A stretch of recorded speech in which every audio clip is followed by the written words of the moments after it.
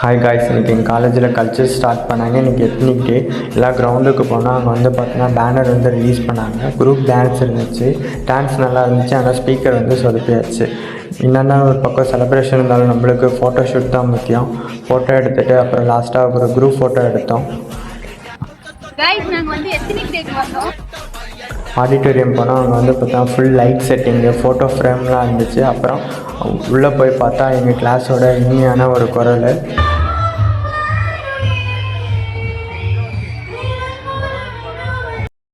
குரூப்பாக ஸ்டேஜில் டான்ஸ் ஆடினாலும் வந்து தனியாக ஆடினா தான் ஒரு வைப் கிடைக்கும்.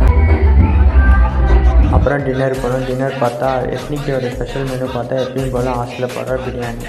எக்ஸ்ட்ரா 4 3 ஐஸ்கிரீம் சாப்பிட்டு வந்து பார்த்தா டிஜே முடிச்சுட்டு அப்புறம் ஹாஸ்டல் போயிட்டோம்.